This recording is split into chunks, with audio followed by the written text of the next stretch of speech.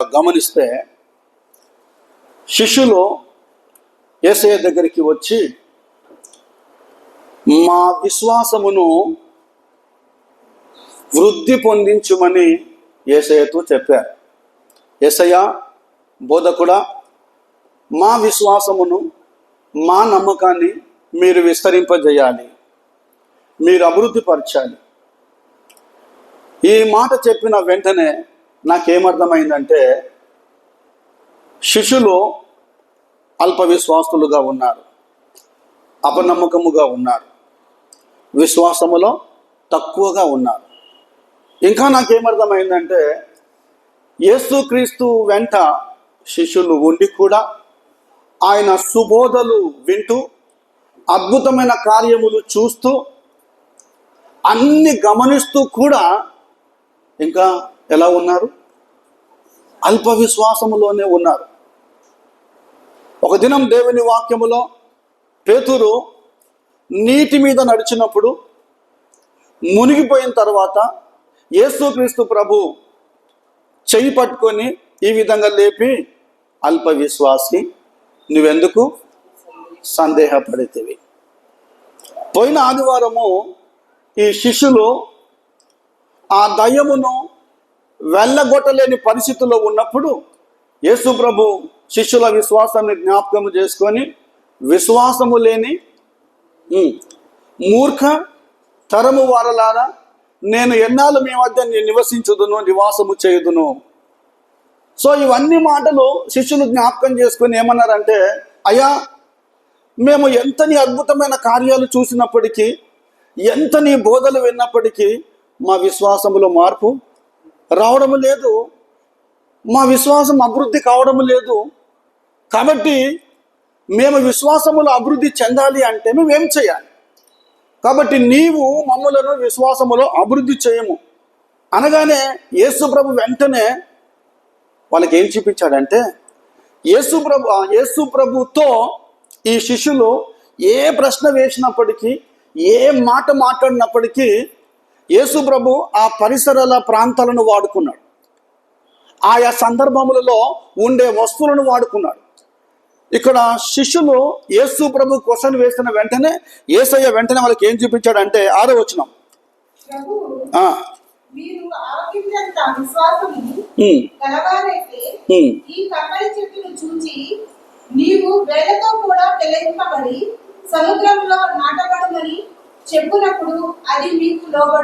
చాలండి, రైట్. వెంటనే యేసు ప్రభు ఏం చేశాడంటే ఒక కంబలి చెట్టును చూపించాడు. నేను తర్వాత చెప్తాను. నేను ఒక కంబలి చెట్టును చూపించి, మీలో ఆవగింజంత విశ్వాసం ఉన్నట్లయితే కంబలి చెట్టును చూచి నీవు వేళ్లతో కూడా పెళ్ళగింపబడి సముద్రములో నాటబడుమని చెప్పునప్పుడు అది మీకు లోబడును. అంటే ఆ కంబలి చెట్టును చూచి నీవు వేళ్లతో కూడా పెకలింపబడి సముద్రములో నాటబడుమని, లేకుంటే సముద్రములో పడుమని ఆజ్ఞాపించిన వెంటనే అది వేర్లతో సహా లేచి, అలా లేచి ఎక్కడ పడుతుంది అంటామా? సముద్రంలో పడుతుంది. ఇది జరుగుతుందా? కొంచెం ఆలోచన చేద్దాం. ఇది జరుగుతుందా అని మనం ఆలోచన చేస్తే లిటరల్గా తీసుకోవద్దు. ఇది లిటరల్గా అక్షరార్థంగా దయచేసి తీసుకోకండి. దయచేసి, అరే పాస్టర్ గారు చెప్పారు ఈ విధంగా, బైబుల్లో ఉంది కదా, కంబలి చెట్టు దగ్గరికి వెళ్ళి అక్కడ కూర్చొని నేను నీకు ఆజ్ఞాపిస్తున్నాను, నువ్వు వేళ్లతో సహా పెకలింపబడి నువ్వు లేచి సముద్రంలో నువ్వు పడాలి, నువ్వు నాకు లోబడాలి అని అలా అలా అలా చెప్పితే అది విశ్వాసంతో కూడిన మాట కాదండి అది. సో అక్షరార్థంగా మనం తీసుకోకూడదు. యేసు ప్రభు ఎందుకు ఈ మాట చెప్పాడు అంటే, ఆవగింజ అంటే మనందరికీ తెలుసు, ఆవగింజ చాలా చిన్నగా ఉంటుంది. ఆవగింజను మనం అందరం కూడా రకరకాల కూరల్లో మనము యూజ్ చేస్తూ ఉంటాం. కానీ యేసు ప్రభు ఆ ఒక చిన్న ఆవగింజను తీసుకున్నాడండి.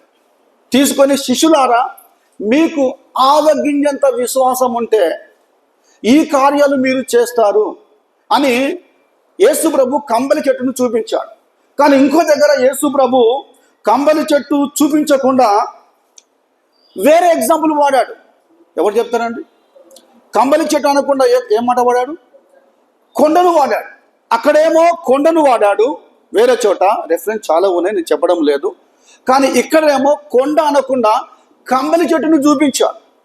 కంబలి చెట్టు అనగానే ఇంగ్లీష్లో దీన్ని మల్బరీ ట్రీ అంటారు.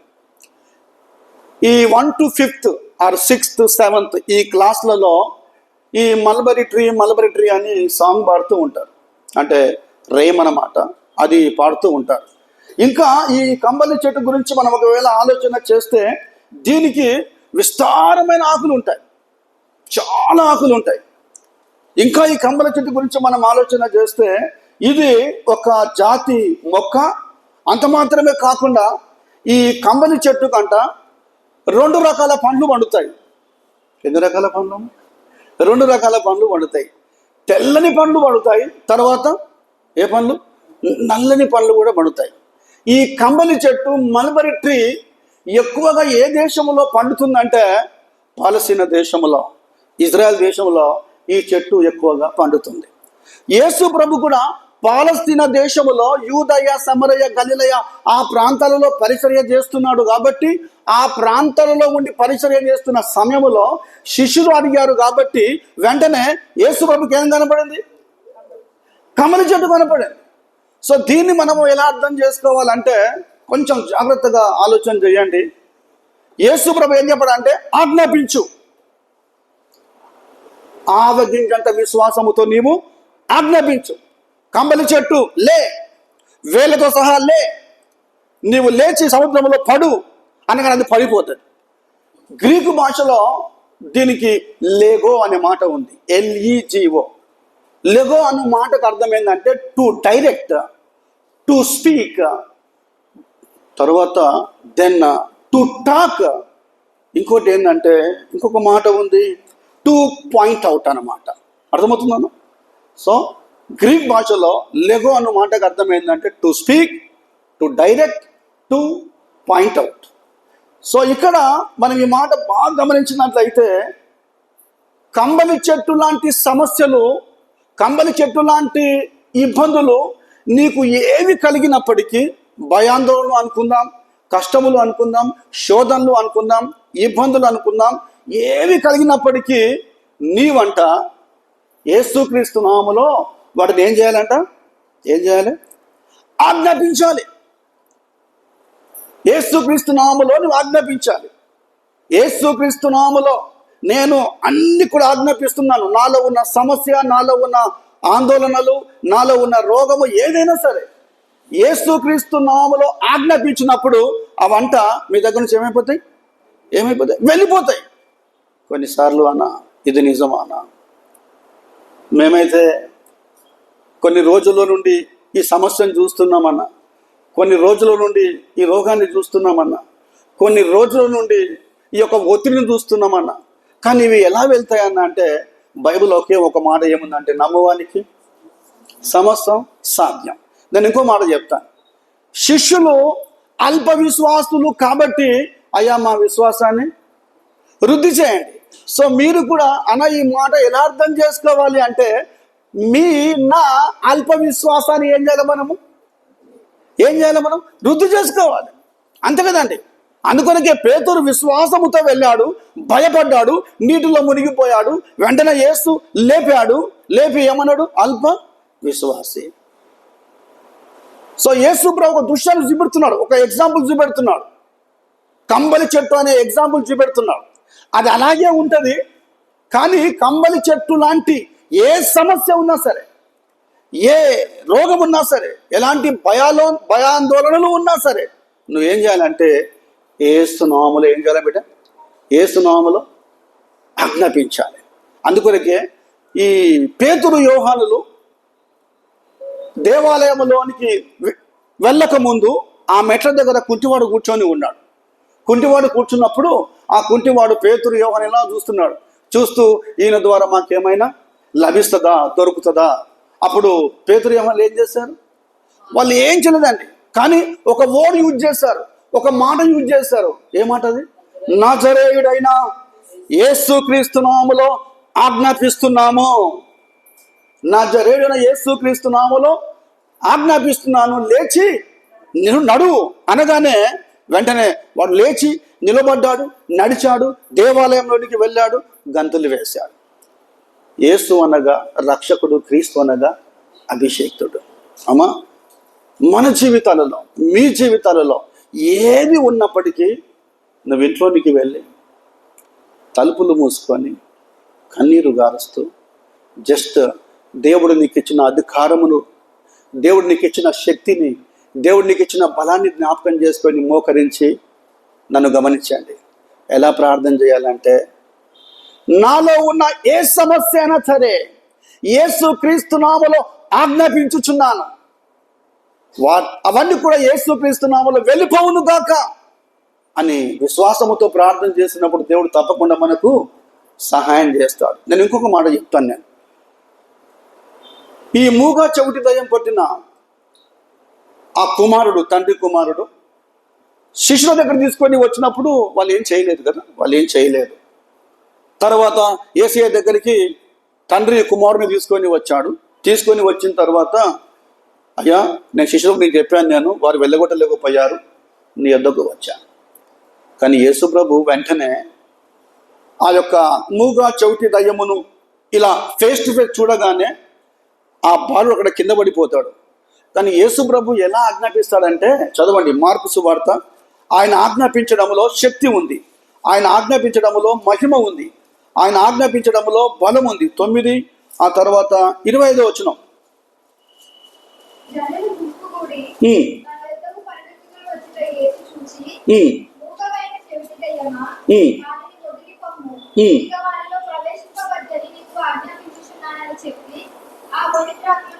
రైట్, చూడండి ఎంత చక్కగా దేవుడు గట్టిగా ఆజ్ఞాపించాడంటే, కమాండింగ్ చేశాడు. మూగవైన చెవిటి దయ్యమా, వానిని వదిలిపోము, ఇక వానిలో ప్రవేశింపవద్దని నీకు ఏం చేస్తున్నా. మీరు ఎప్పుడైనా మీ విశ్వాస జీవితంలో ఎవరైనా ఈ విధముగా గద్దించారా, ఈ విధముగా కమాండ్ చేశారా? అయ్యో అన్న అంత బలమా మాకు, అన్న అంత శక్తి అన్న, మేము ఎప్పుడు చేయలేదన్నా, చేసి చూడండి దయచేసి. నమ్మువానికి సమస్తము చేసి చూడండి, ఆజ్ఞాపించండి దయచేసి. నేను ఒంటరిగా కూర్చొని ప్రార్థన చేస్తే అది ఏ సమస్య కానివ్వండి, ఎలాంటి రోగము కానివ్వండి, ఎలాంటి సిచ్యువేషన్ కానివ్వండి, వస్తే ఇక్కడే కూర్చొని నా బిడ్డల విషయంలో, పాస్టర్ల విషయంలో ఏమని ప్రార్థన చేస్తానంటే, యేసు క్రీస్తు నామములో ఆజ్ఞాపించమని యేసయ్య నువ్వు చెప్పావు కాబట్టి నేను కూడా అదే విధముగా ప్రార్థన చేస్తున్నాను. కంబలి చెట్టు లాంటి నాలో ఉన్న ఏ సమస్య అయినా సరే యేసు నామములో నేను ఆజ్ఞాపిస్తున్నానని ప్రార్థన చేస్తే దేవుడు 50% కొన్నిసార్లు మేలు చేస్తాడు, కొన్నిసార్లు ఇంకా గొప్ప విశ్వాసాన్ని చూసి 100% మేలు చేస్తాడు. అందుకొరకే ఈ శతాధిపతిని యేసు ప్రభు జ్ఞాపకం చేసుకొని ఏమని చెప్పాడము, శతాధిపతిని ఇశ్రాయేలీలలో ఈయనకున్నంత విశ్వాసం ఎవరిలో నేను చూడలేదు. కాబట్టి దేవుని బిడ్డలారా, ఈ కంబలి చెట్టు ద్వారా మనం ఏం నేర్చుకుంటామంటే, కంబలి చెట్టు లాంటి సమస్యలు ఏ వచ్చినా సరే మనకి ఏ విశ్వాసం కావాలంట, చాలా చిన్నగా ఉంటుంది, ఆవగింజ లాంటి విశ్వాసం. చాలాసార్లు ఇది తెలిసిన ఉపమానమే కదా, ఇది తెలిసిన మాటనే కదా అని నిర్లక్ష్యం చేస్తాము. కానీ దేవుడు మనకి ఏం నేర్పిస్తుందంటే, you have to command, you should command. నువ్వంట ఆజ్ఞాపించాలంట. అమ్మా, కొంతమంది ఫాస్టింగ్ ఉన్నారు, కొంతమంది ఫాస్టింగ్లో లేరు, ఏం పర్వాలేదు, అందరూ యేసయ్య బిడ్డలే, అందరూ దేవునికి కావాలి. కానీ మీరు ఎప్పుడైనా ఒంటరిగా ప్రార్థన చేస్తే మాత్రం ఈ మాట తప్పకుండా మీరు నేర్చుకోవాలి. నేను ప్రభువు నామములో నాకున్న ప్రతి బలహీనతలు నేను ఏం చేస్తున్నాను, నేను ఆజ్ఞాపిస్తున్నాను, అవి వెళ్ళిపోవును గాక అనగానే మీ శరీరంలో ఉన్న ఆ బరువు, నేను చెప్తున్నాను దేవుని నామములో, ఆ బరువు మెల్లగా ఏమైపోతుంది, వెళ్ళిపోతుంది. కాకపోతే ఏంటంటే, మనము అంత ఆవగింజంత విశ్వాసముతో అంత బలంగా మనం ఏం చేయం, మనము ప్రార్థన చేయం. అంటే కొన్నిసార్లు నాకేమనిపిస్తుంది అంటే, ప్రార్థననే కదా చేద్దాంలే నెంబర్ 1. నెంబర్ 2, విశ్వాసమే కదా, చూద్దాం నిదానంగా అని అనుకుంటాం. కానీ ఈ మాట నా హృదయాన్ని తట్టిందండి, నా హృదయాన్ని తట్టింది. ఇంకోటి, ఈ కంబలి చెట్టు గురించి మనం బాగా ఆలోచన చేస్తే, ఈ కంబలి చెట్టు వేర్లంట చాలా లోపలికి, భూమి లోపలికి పాతుకొని ఉంటాయి. తర్వాత ఇంకో విషయంలో ఇంకొక దగ్గర ఏమని రాసిందంటే, ఈ కంబలి చెట్టును కట్ చేసిన వెంటనే, కట్ చేసి ఒక 2 days అయిన వెంటనే మళ్ళీ ఏమొస్తాయి? వేర్లు. నువ్వెంత కట్ చేసినా మరలా వేర్లు వస్తాయి, నువ్వెంత కట్ చేసినా మరలా వేర్లు వస్తాయి. అంటే దాని వేర్లు భూమి లోపలికి మొత్తం పాతుకొని ఉన్నాయి. మరలా మరలా మరలా వేర్లు వస్తూనే ఉంటాయి. ఇంకొకటి, ఈ యొక్క మల్బరీ ట్రీ, కంబలి చెట్టు ఎవరు కూడా ఇంటి దగ్గర పెంచుకోరండి. ఎందుకంటే ఇంటి దగ్గర, ఇంటి ముందు, ఇంటి పక్కన ఒకవేళ పొరపాటున కంబలి చెట్టును పెంచుకుంటే తెలుసా అండి ఏమవుతుంది? ఆ వ్రేళ్ళు భూమి లోపల నుండి అలా సాగి మళ్ళా ఇంటి లోపల కూడా వేళ్ళు వచ్చేస్తాయి. వచ్చేసి ఇట్లా మొత్తం పునాదులను ఏం చేస్తాయి? పెకలింపజేస్తాయి. అందుకే కంబలి చెట్టు ఏ ఇంటి ముందు ఎవరు కూడా దాన్ని పెంచుకోరు, దాన్ని దూరంగానే ఉంచుతారు. మన విశ్వాస జీవితంలో కూడా కంబలి చెట్టును నరికి వేసినప్పుడు ఎలాగైతే మళ్ళీ చిగురు వస్తుందో, కొన్నిసార్లు వచ్చిన శ్రమలే అలాగే వస్తూ ఉంటాయి. ఓకే, అలాగే వస్తూ ఉంటాయి. నేను ఇంకొక మాట మీకు చెప్తాను. నేను ఈ రోగాల విషయంలో కొన్ని రోగాలు వచ్చి తగ్గి మళ్ళీ వస్తాయి, వచ్చి తగ్గి మళ్ళీ వస్తాయి. అలాంటి రోగాలలో ఏ రోగం ఉందంటే క్యాన్సర్. ఓకే, దాన్ని ట్రీట్మెంట్ చేస్తూ ఉంటాం. కొంచెం బాగైన తర్వాత మళ్ళీ మళ్ళీ మళ్ళీ పుండు మళ్ళీ స్టార్ట్ అవుతుంది. సో ఇలా చాలా కొన్ని రోగాలు ఉన్నాయండి. మరలా మరలా వచ్చే రోగాలు ఉన్నాయి, మరలా మరలా చింతించే రోగాలు ఉన్నాయి, మరలా మరలా కష్టపడే రోగాలు ఉన్నాయి, మరలా మరలా టెన్షన్ తీసుకునే ఇవన్నీ కూడా ఉన్నాయి. మరి దీనికి ఏమైనా ఫుల్ స్టాప్ ఉన్నదా అని మనం ఆలోచన చేయాలి. దీన్ని ఎలా స్టాప్ చేయగలం మనం? కొన్నిసార్లు ఇక్కడ తల పట్టుకొని ఇట్లా, అన్నా నేను భరించలేకపోతున్నాను అన్న, ఆగిపోతుంది మళ్ళీ వస్తుంది. నేను ఎక్కడ చూసానంటే, ఈ ఎవరికైతే బీపీ ఉంటుందో, బీపీ ఎంత టెన్షన్ వాళ్ళకు ఉంటుందంటే, డాక్టర్ ఎప్పుడు పిలిచినప్పుడు పోవాలి. బాబు మార్నింగ్ చూశాను ఒక 200/, ఇంత ఉంది, నువ్వు మళ్ళీ చెక్ చేసుకోవాలి. మళ్ళీ వెళ్ళిన తర్వాత మళ్ళీ 80 ఉంటుంది, మళ్ళీ వెళ్ళిన తర్వాత 160 ఉంటుంది. చివరికి నార్మల్ అయ్యేంత వరకు డాక్టర్ దగ్గరికి వెళ్ళాలి. నార్మల్ బీపీ ఎంత అమ్మా? వినమ్మా, కొంతమందికి పలి గుర్తుంటుంది 120/80 అని. ఓకే, మన బాడీలో మొత్తం ఎముకలు ఎన్ని ఉంటాయి? 206. చూడండి, అంటే ఇవన్నీ మనకు గుర్తుంటాయి. దేవునికి స్తోత్రం కలుగును గాక. దేవుని వాక్యములో కూడా ఒక వ్యక్తికి భయంకరమైన రోగం వచ్చిందండి. కంబలి చెట్టు ఏ విధముగా ఆ యొక్క ఇంటిని పెకలింపజేసిందో, కంబలి చెట్టు ఏ విధముగా బ్రేక్ చేసిందో ఆ యొక్క గృహాన్ని, ఆయన జీవితాన్ని కూడా ఒక రోగము ద్వారా బ్రేక్ చేసింది. ఒక రోగం, చాలా భయంకరమైన రోగం అది. ఎవరికమ్మో? ఎక్కడ? హిజ్కియా. ఎగ్జాక్ట్లీ, హిజ్కియా కంబలి చెట్టు లాంటి ఆ భయంకరమైన సమస్య, ఆ రోగం ఆయనకు వచ్చినప్పుడు ఆయన ఏం చేయలేదండి. ఆయన చేసిన గొప్ప పని ఏంటంటే, చదువమ్మా, 2వ రాజుల గ్రంథం 20వ అధ్యాయము, 2వ రాజుల గ్రంథం 20వ అధ్యాయము చదవండి, 7వ వచనం. తెప్పించుడని చెప్పగా వారు దాన్ని తెచ్చి కుడుము మీద వేసిన తరువాత బాగుపడెను. చాలమ్మా, రైట్. ఓకే, హిజ్కియా ఇలాంటి ఘోరమైన సమస్య ద్వారా, ఆ పుండు ద్వారా, కురుపు ద్వారా బాధపడుతున్న సమయంలో ఆయన చక్కని ప్రార్థన చేశాడు. యెహోవా, యథార్థ హృదయుడనై నీ సన్నిధిలో నేను ఎట్లు నడుచుకుంటున్నా కృపతో నన్ను. అమ్మ, నేనేమంటున్నానంటే, మన టాపిక్ ఏంటంటే ఆవగింజంత విశ్వాసం. ఇంకా ఆ 2వ రాజుల గ్రంథం 20వ అధ్యాయం చదివితే, హిజ్కియా రాజు అయినప్పటికీ కన్నీరు గారుస్తూ, నిజమా కదమ్మా, కన్నీరు గారుస్తూ ప్రార్థన చేశాడు. అంటే ఎంత యథార్థత ఉంటే, ఎంత నమ్మకత్వం ఉంటే ఎంత మంచితనం ఉంటే, ఎంత ప్రార్థన పరుడుగా ఉంటే హిజ్కియా ప్రార్థన చేస్తాడమ్మా. రాజుగా ఉండి అన్నీ వదులుకొని నీ దృష్టిలో యథార్థముగా ఏ విధముగా జీవించానో కృపతో నన్ను జ్ఞాపకం చేసుకో. యెషయా అంజూర పండ్లు తీసుకొని రావడము, తర్వాత దెన్ దేవుడు ఆయన ప్రార్థన జ్ఞాపకం చేసుకొని 15 ఏళ్ళ ఆయుష్ అతనికి ఇవ్వడం. నేను ఏమంటున్నానంటే, హిజ్కియాను బాగు చేసిన దేవుడు, హిజ్కియాకు 15 సంవత్సరముల ఆయుష్ అనుగ్రహించిన దేవుడు, హిజ్కియాను జ్ఞాపకం చేసుకున్న దేవుడు ఏమో నిన్ను జ్ఞాపకం చేసుకోడా? నన్ను చూడండి, నిన్ను స్వస్థపరచడా? చూడండి, నీ ప్రార్థన వినడా? నేను ఏమంటున్నా అంటే, అలాంటి ప్రార్థనలోనికి మనం వెళ్ళాలండి. నీవు ఆవగింజంత విశ్వాసము కలిగి దేవుని యందు మోకరించి ప్రార్థన చేస్తున్న సమయంలో నీవు దేవుడు తప్ప నీ మధ్యలో ఎవరు కూడా కనిపించకూడదు.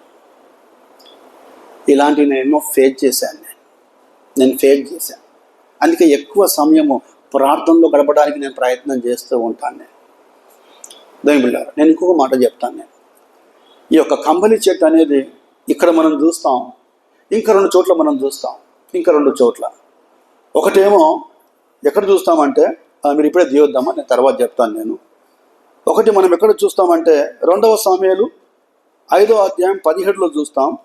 అదే ఇన్సిడెంట్ మొదటి దినవృత్తాంతములు 14వ అధ్యాయంలో చూస్తాం. ఇప్పుడు తీయవక నేను చెప్తాను, మీరు రాసుకుంటే రాసుకోండి. ఇదే ఇన్సిడెంట్ అక్కడ కూడా కంబలి చెట్టు ఉంది. ఈ కంబలి చెట్టు అక్కడ ఎందుకుందంటే,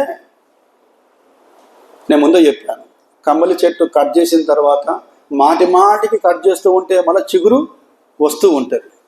ఆ యొక్క 2వ సమూయేలు గ్రంథం 5వ అధ్యాయంలో మీరు ఇంటికి చదవండి. మీరు 5వ అధ్యాయంలో ఈ ఫిలిస్తీయులు, ఇప్పుడు చదవద్దు, ఫిలిస్తీయులు మాటిమాటికి దావీదు మీదకి వస్తున్నారు. పదే దావీదు మీదకి వస్తున్నారు. దావీదు మీదకి వస్తున్న సమయంలో దావీదు ప్రార్థన చేశాడు. గమనించండి, దావీదు ప్రార్థన చేశాడు, ప్రభువా, పదే ఫిలిస్తీయులు నా మీదకి వస్తున్నారు, కంబలి చెట్టు వలె వస్తున్నారు. ఓకే, కంబలి చెట్టు వలె హాని చేద్దామని వస్తున్నారు, నన్ను కంబలి చెట్టు వలె చంపేద్దామని వస్తున్నారు, పదే నా మీదకి వస్తున్నారు, ప్రభువా, నేనేం చేయాలి? అప్పుడు దేవుడు ఏం చెప్పాడంటే, నేను చెప్తున్నాను కదా, పాత నిబంధన కొత్త నిబంధన ఒకవేళ చదివితే ఆత్మ సంబంధ విషయాలు చాలా నేర్చుకోవచ్చండి. సో దేవుడు ఏం చెప్పిందంటే, దావీదు, నీవు కంబలి చెట్ల దగ్గరికి వెళ్ళిన తర్వాత ఎప్పుడైతే కంబలి చెట్ల కొనల శబ్దం వస్తుందో, కంబలి చెట్ల యొక్క కొనల శబ్దం వస్తుందో, ఆ శబ్దం వచ్చినప్పుడు కంబలి చెట్ల ఎదురుగా నీవు వారి మీద పడు. నేను మళ్ళీ చెప్తాను, మీరు నాకు ఆన్సర్ చెప్పాలి. వారి మీద పడు. వారి మీద పడిన తర్వాత నీవు ఫిలిస్తీయులందరినీ గెలిచి ఓడించి నీ ప్రాణాన్ని నువ్వు దక్కించుకుంటావు, నీకు విజయం కలుగుతుంది, నువ్వు క్షేమంగా వెళ్ళిపోతావు. ఇప్పుడు నా ప్రశ్న ఏంటంటే, ఎందుకు దేవుడు కంబలి చెట్టును మధ్య పెట్టాలి? అంతే కదండి. దావీదు, కమాన్ గో, నేను ఉన్నా కదా, వాళ్ళు మాటికి వస్తున్నారు నీ మీదకి, ఓకే, నేను నీకు విజయం ఇస్తాను, నేను నీకు తోడుగా ఉంటాను. ఎందుకు? గొలియాతును చంపే విషయంలో కంబలి చెట్టు అడ్డం వచ్చిందా? రాలేదు కదా. మరి ఇప్పుడు ఫిలిస్తీయులను చంపే విషయంలో ఎవరు అడ్డం వచ్చారు? కంబలి చెట్టు.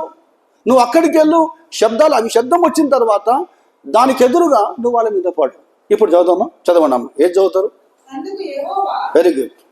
నీవు వెళ్ళవద్దు, చుట్టూ తిరిగిపోయి కంబలి చెట్లకు ఎదురుగా వారి మీద పడుము. కంబలి చెట్ల కొనల చప్పుడు వినగానే ఫిలిస్తీయులను హతము చేయుటకై యెహోవా బయలుదేరుచున్నాడు. చాలమ్మా, రైట్. నేను మళ్ళీ చెప్తున్నాను, దావీదు నువ్వు ఎలా వెళ్ళాలంటే కంబలి చెట్ల కొనల శబ్దం, కంబలి చెట్ల కొనల శబ్దం. లూకా సువార్త 17వ అధ్యాయంలో కంబలి చెట్లు ఎట్లా వెళ్ళిపోవాలంట? వ్రేళ్లతో సహా. అక్కడనేమో కంబలి చెట్ల కొనల శబ్దం, అప్పుడు నీ వారి మీద పడు అనే మాట దేవుడు ఎందుకు వాడాడంటే, నాకేమర్థమైందంటే, దేవునికి స్తోత్రం కలుగును కాక, ఆ కంబలి చెట్ల మధ్యలో ఓకే దేవుడు అక్కడ ఒక మాట ఉందమ్మా, యెహోవా ఏం చేయుచున్నాడా? రైట్, యెహోవా బయలుదేరుచున్నాడు. అంటే ఆ కంబలి చెట్ల మధ్యలో ఆ శబ్దంలో ఆ యొక్క మాట ఏంటంటే యెహోవా బయలుదేరుచున్నాడు. ఆ స్వరం ఎవరు విన్నారు? ఎవరు విన్నారండి? దావీదు విన్నాడు. యెహోవా బయలుదేరుతున్నాడు, యెహోవా నీతో ఉన్నాడు, యెహోవా నీకు తోడై ఉన్నాడు, యెహోవా నీకంటే ముందు నడుస్తాడు, యెహోవా నీకు విజయము అనుగ్రహిస్తాడు. ఆ చప్పుడు ఎవరు విన్నారండి? దావీదు. సమూయేలు సమూయేలు సమూయేలు, చిత్తము నా ఏలిన వాడా, నీ దాసుడు చెప్పనమ్మ గట్టిగా. అది రావాలి వెంటనే. సో నేనేమంటున్నా అంటే, యుద్ధానికి వెళ్ళడానికి ముందు కంబలి చెట్ల వలె వస్తున్న యొక్క శ్రమలు, ఆ దుఃఖము, ఆ హాని, అవన్నీ దావీదు జ్ఞాపకం చేసుకొని ఎవరి స్వరం విన్నాడమ్మా? నువ్వు కూడా దయచేసి దేవుని స్వరం నువ్వు వినాలి. ఎప్పుడైనా నువ్వు దేవుని స్వరం విన్నావా? పాస్టర్ గారు మేము విన్నామండి, చాలా సంతోషం. ఇంకా దేవుని స్వరం గట్టిగా 100% నేనున్నాను పాస్టర్ అయ్యా. అది ఎట్లా వింటాం పాస్టర్ అయ్యా దేవుని స్వరం? వాక్యము ద్వారానే వింటాం మనం దేవుని స్వరం, అంతే కదండి. వాక్యము ద్వారానే. దాన్ని ప్రార్థన చేస్తూ ఉండగా పరిశుద్ధాత్మ దేవుడు నీలో దేవుని వాక్యములో ఉన్న మాటలు నీకు అనుగ్రహించి నిన్ను బలపరుస్తాడు. అదండి దేవుని స్వరం అంటే. దేవుని స్వరం అంటే కొంతమంది రకరకాలుగా చెప్తారు. మనకు బైబుల్ టు బైబుల్ అంటే దేవుని స్వరం నువ్వు వింటే నీ హృదయం సంతోషంగా ఉంటుంది. దేవుని స్వరం నువ్వు వింటే నీ హృదయంలో దేవుడు బలాన్ని అనుగ్రహిస్తాడు. నీవు కూడా దావీదు వలె కొన్నిసార్లు మాటికి ఇబ్బందులు వస్తున్నావేమో, మాటికి శ్రమలు వస్తున్నావేమో, మాటికి నిందలు అవమానములు వస్తున్నాయేమో, మాటికి వస్తూ ఉంటే కొన్నిసార్లు ఇక నువ్వేమైపోతావు? ఇంత విశ్వాసం ఉండి ఏం లాభం, ఇంత ప్రార్థన చేసి ఏం లాభము, ఇంత వాక్యం చదివి ఏం లాభం? చూడదంగే సాతాను అది కూడా చేస్తాడండి, అది కూడా సాతాను చేస్తాడు. నా విషయంలో చాలా జరిగినాయి. అబ్బా ఎంతకాలం అండి ఈ సేవ. కొన్నిసార్లు ఆలోచన చేస్తాను, తర్వాత ఇది సైతాన్ ఆలోచన అని, అయ్యో ఈ ఆలోచన నాలో రాకూడదు, ఈ బలహీనత నాలో రాకూడదు, నేను దేవునికి ద్రోహం చేసిన వారిని అవుతానని మళ్ళా మోకరించి Jesus I'm very sorry, kindly చెప్పండి, కైండ్లీ ఫర్గివ్ మీ. చూసారండి, 3 మాటలు చెప్పాను నేను, వాక్యం ముగిస్తున్నా. నీవు కంబలి చెట్టు లాంటి ఏ సమస్య నీ దగ్గరికి వస్తే నువ్వేం చేయాలి? మర్చిపోయారు, ఏం చేయాలి? ఆజ్ఞాపించండి, కమాండ్ చేయండి దయచేసి. ఒకవేళ మీరు కమాండింగ్ చేయకపోతే సాతాను కమాండింగ్లో మీరుంటారు. ఎస్, ఎందుకంటే బైబుల్ ఏముందంటే సాతాను ఈ శ్రమల రోజులలో అందరూ దేవునికి దగ్గరగా ఉంటారు. నేనేమంటున్నా అంటే శ్రమల రోజుల్లో కూడా కాదు, జీవితాంతం దగ్గరగా ఉండాలి. సో శ్రమల రోజుల్లో అందరూ దగ్గరగా ఉంటారు కాబట్టి సాతాను మెల్లగా ఎవరిని మింగుదునా అని ఇటు అటు ఊకనే తిరుగుతున్నాం. ఎటు తిరుగుతున్నాం? ఆయన అది నాకు కావాలి. గర్జు సింహం వల్ల ఇటు అటు తిరుగుతూ ఉన్నాడు కాబట్టి జాగ్రత్త. ఏం ఫాస్టింగ్ ఉంటావమ్మా గమ్మున 3 పూటలు తినక? ఇది ఒక శోధనే కదా. ఇంత అవసరమా? నీ శరీరాన్ని నువ్వు కష్టపెట్టుకొని ఇంత దుఃఖపెట్టుకొని దేవునికి అవసరమా? సాతాను కలిగిస్తాడు, జాగ్రత్త అండి. ఈ మధ్య ఒక ఆయన వాక్యం చెబుతూ ఒక మాట చెప్పాడు, మంచిగా అనిపించింది నాకు. కొందరు ఎలా ఉన్నారంటే 40 days నేను భోజనం చెయ్యను, 40 days నేనేం తీసుకోను. కానీ ఆ పాస్టర్ గారు వాక్యం చెబుతూ ఏం చెప్పాడంటే, కొంతమంది అంట ఎగ్జాంపుల్ తీసుకుంటారు అంట, మోషే ఉండలేదా, నేను కూడా ఉంటా. సో ఏలియా ఉండలేదా, నేను కూడా ఉంటా. అమ్మా మరి ఆయన దైవజనుడు, అంత భక్తిపరుడు, మోషే లాంటి దానవా నువ్వు? మోషే వారిని వదిలిపెట్టి పిల్లల్ని వదిలిపెట్టి కొండకు పోయి ఆ కొండలో 40 days ఉన్నావు, మరి నువ్వు కూడా పో మరి. ఎవరినైనా వదిలిపెట్టి అది చెప్తున్నా ఒక మాట, భర్తను వదిలిపెట్టి పిల్లల్ని వదిలిపెట్టి పో, అక్కడ పోయి 40 days ఉండిరా. అవి అట్లా చెయ్యము, ఇంటికాడ ఉండి ఇవన్నీ చేస్తూ ఉంటాం. సో పాస్టర్ గారు ఏమంటున్నా అంటే 40 days ఫాస్టింగ్ ఉండు, కానీ లిక్విడ్ తీసుకో. 40 days ఫాస్టింగ్ ఉండు, ఇంత ద్రవ పదార్థం తీసుకో. ఇవేం తీసుకోకుండా నువ్వు ఉపవాసం ఉన్నావు అనుకో, 10 రోజులు 20 రోజుల వరకు నువ్వు ఏమవుతావు, ఇట్లా అవుతావు. మళ్ళీ నీ ఇంట్లో నేనే వచ్చి ఏం పెట్టాలి, అవి ఏమంటలేవు, కూటం పెట్టాలి. నేను అయ్యా ప్లీజ్ నాయన ముట్టండి నాయన, క్షమించు ప్రభు, అమ్మాయికి తెలియదాన్ని. సో దేవుడు జ్ఞానం ఇచ్చాడు మనకు. పాముల వల్ల వేకము కలిగి పౌరం వల్ల మనము నిష్కపటం కలిగి ఉండాలి. దయచేసి జాగ్రత్త అండి. ఫాస్టింగ్ అంటే మాటలు కాదు, అది మళ్ళీ చెప్తున్నాను నేను దాని బిడ్డలారా. కాబట్టి మనము ఆజ్ఞాపించే వారముగా ఉండాలి, మనము ఆవగింజంత విశ్వాసం కలిగి ఉండాలి. ఓకే, హిజ్కియా దేవుని కార్యం చూశాడు, దావీదు కూడా దేవుని కార్యం చూశాడు. అలాంటి కార్యములు మన జీవితంలో మనము చూచుదుము గాక. ఆమేన్. ప్రార్థన